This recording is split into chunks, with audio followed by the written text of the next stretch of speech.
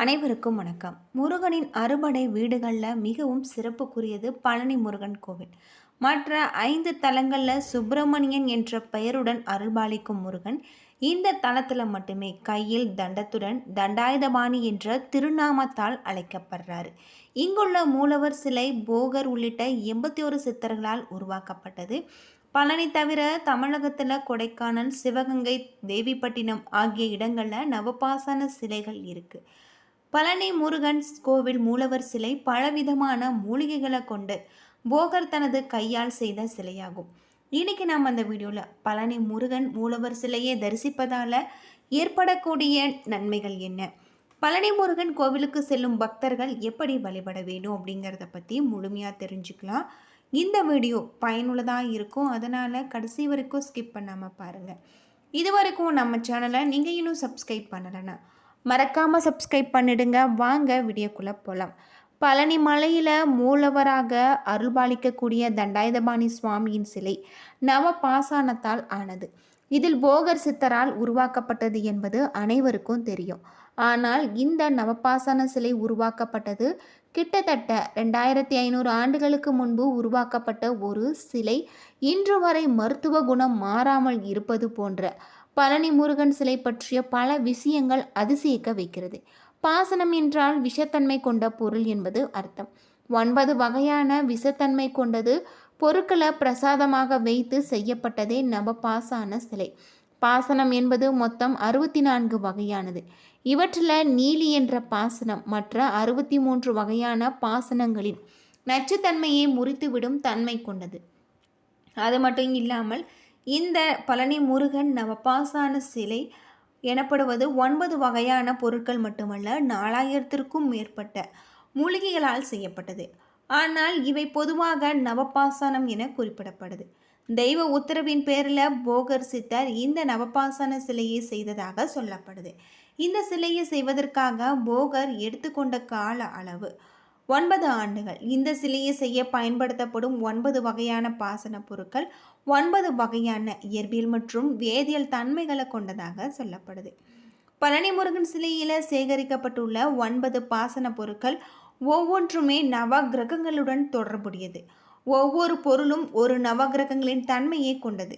இதில் பழனி முருகனை வழிபட்டால் நவகிரகங்களையும் வழிபட்ட பலன்களை பெற முடியும். நவகிரகங்களின் தோஷங்களும் பழனி முருகனை வழிபட்டால் நீங்கிவிடும்.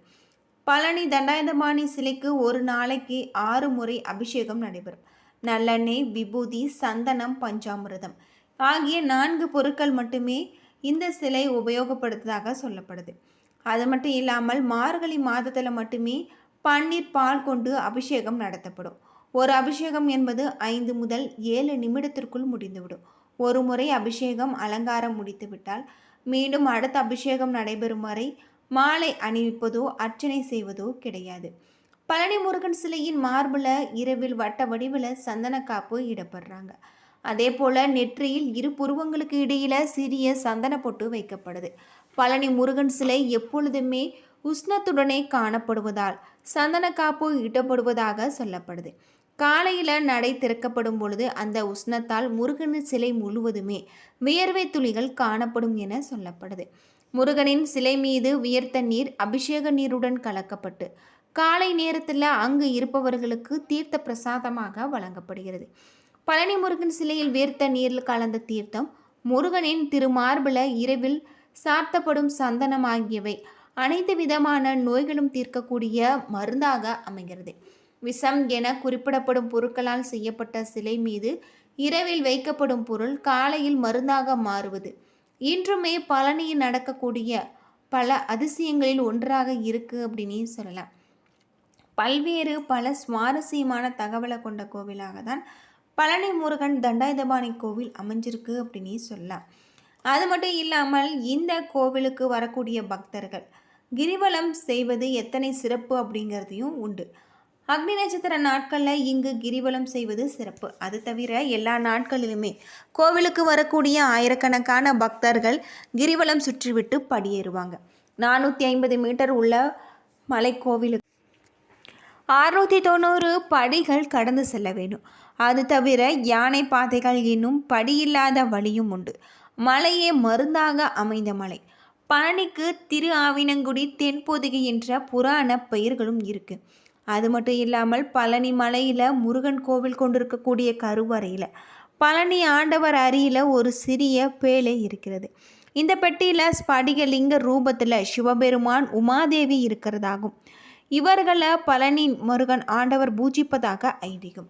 தண்டாயுதபாணி விக்கிரகத்திற்கு 4 விதமான அபிஷேக பொருட்கள் மட்டும்தான் உபயோகப்படுத்தப்படுறதாக சொல்லப்படுது. நல்லெண்ணெய், பஞ்சாமிர்தம், சந்தனம், விபூதி மார்கழி மாதத்தில் மட்டும் பயன்படுத்தப்படுறதாக சொல்லப்படுது. ஒரு நாளைக்கு 6 முறைக்கு தண்டாயுதபாணிக்கு அபிஷேகம் அலங்காரம் செய்கிறாங்க. இது 5 முதல் 7 நிமிடத்திற்குள் முடிந்துவிடும். அபிஷேகம் முடிந்து அலங்காரம் செய்து விட்டார் பின்னர் அடுத்த அபிஷேகம் வரை மாலை சாற்றுவதோ பூக்களால் அர்ச்சனை செய்வதோ கிடையாது. இரவில் முருகனின் மார்பல வட்ட வடிவில் சந்தன காப்பு சாத்துறாங்க. விக்கிரகத்தின் புருவங்களுக்கு இடையில ஒரு பொட்டு அளவுக்கு சந்தனம் வைக்கப்படும். முன்னொரு காலத்துல சந்தன காப்பை முகத்துல சாத்தி கொண்டு இருந்தாங்க. பின்னால இந்த முறை மாற்றப்பட்டிருக்கு அப்படின்னே சொல்லலாம். தண்டாயுதபாணி விக்கிரகம் மிகுந்த சூடாக இருக்கும். இதனால இரவு முழுவதுமே அந்த விக்கிரகத்தில் இருந்து நீர் வெளிப்படும். அந்த நீரை அபிஷேக தீர்த்தத்துடன் கலந்து காலை அபிஷேகம் நடக்கும்போது அங்கு இருக்கக்கூடிய பக்தர்களுக்கு பிரசாதமாக விநியோகம் செய்கிறதாக சொல்லப்படுது.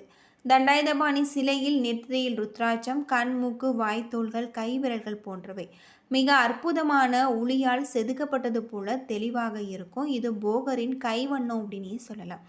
அது மட்டும் இல்லாமல் இந்த சிலையை சுற்றி எப்பொழுதுமே ஒருவித சுகந்த மனம் பரவிக்கொண்டே இருக்கும். இந்த சிலையை செய்ய போகர் எடுத்துக்கொண்ட நாட்கள் 9 வருடம் அப்படின்னே சொல்லலாம். அகத்தியர் உத்தரவால் ஒரு அசுரன் 2 மலைகளை காவடி போல சுமந்து பொதிகை நோக்கி கொண்டு செல்ல முருகன் அவனை தடுத்து நிறுத்தி போரில் தோற்கடித்து 2 குன்றையுமே இப்போது இருக்கும் இடத்துல வைக்க செஞ்சுருக்காங்க. இதற்கு ஒரு புராண கதையும் இருக்குது. போகர் ஏப்பரத்தில் இருக்கும்போது தன் மனைவிக்கு கொடுத்த வாக்கை காப்பாற்ற முருகனை மேற்கு திசை நோக்கி பிரதிஷ்டை செஞ்சுருக்காங்க. இதனால் மலைநாட்டில் உள்ளவர்களுக்கு பழனிமலை முருகன் குலதெய்வமாக இருக்கார். கல்லில் சிதை செய்து பிரதிஷ்டை செஞ்சு கொட்டிய கோவில்கள் எத்தனையோ சிதிலம் அடைந்த போதிலும் நவபாசானத்தால் சிலை செய்த இந்த கோவில் மேலும் வளர்ந்து கொண்டிருப்பதன் காரணம் சித்தர்களின் மகிமை அப்படின்னே சொல்லலாம். தண்டாயுதபாணி சிலைக்கு இடது பக்கத்தில் ஒரு சிறிய மரகத லிங்கம் இருக்குது. அவரை தரிசிக்க நாம் வலது பக்கமாக சென்று தீபம் காட்ட வேணும். பழனியில் 2 மரகத லிங்கம் இருக்குது. ஒன்று முருகன் சன்னதியிலும் இன்னொன்று போகர் சமாதியும். இந்த 2ஐயுமே போகர் பூஜித்ததாக இன்னொரு தகவலும் இருக்குது அப்படின்னே சொல்லலாம். தண்டாயுதபாணி கோவில் பல்வேறு சிறப்புகளை கொண்ட ஒரு கோவிலாக அமைஞ்சிருக்கு. விநாயகர் தன் அன்னையிடமிருந்து தோற்றவர். முருகனே தந்தையின் நெற்றியில இருந்து துதித்தவர். இருந்தாலுமே தாயின் மீது அவருக்கு கொள்ளை பாசம். பொதுவாக குழந்தை தாய்க்கு பிறகு தந்தையிடம் அடைக்கலமாவார். இடும்பன் என்பவன் அகத்தியர் உத்தரவின்படி தென்பொதிகை கொண்டு செல்ல சக்திகிரி, சிவகிரி என 2 மலைகளுமே எடுத்து வந்தான். மலையில இந்த தலத்தில் பாரம் தாங்காமல் இடும்பன் மலைகளை கீழே வைத்து விட்டான். இதில் சக்திகிரி அம்பிகையின் அம்சம், சிவகிரி சிவனின் அம்சம். திரு ஆவினங்குடியில் இருக்கக்கூடிய முருகன் அம்பிகையின் அம்சமாக சக்திகிரி மீது ஏறி நின்று கொண்டிருக்கான். இடும்பன் அவனை இறங்கும்படி சொல்லியும் கேட்கவில்லை. இடும்பன் அவரை எதிர்க்க துணிந்திருக்கான். அது மட்டும் இல்லாமல் இந்த கோவில் தண்டாயுதபாணி என்ற பெயர் பெற்றிருக்கு. பிற்காலத்தில் இங்கு வந்த போகர் சித்தர் முருகனுக்கு நம்ம பாசானத்தில் ஒரு சிலையை வடிச்சிருக்காங்க. இந்த மூர்த்தியை மலைக்கோவிலின் மூலவராக காட்சி தருகிறது. காலப்போக்கில் இவரே பிரபலமாகிவிட்டார். தண்டம் என்றால் கோல் அல்லது அபராதம் என்று 2 வகை பொருட்களை குறிக்கிறதாக சொல்லப்படுது.